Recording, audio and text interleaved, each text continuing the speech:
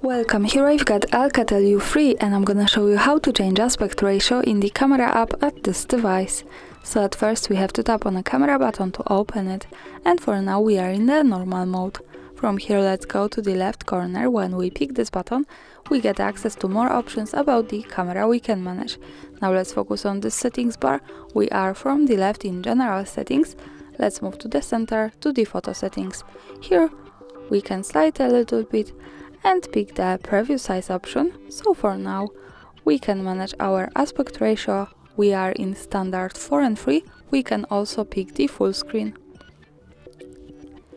And as you can see now the background has changed to the full one, so this is how it works.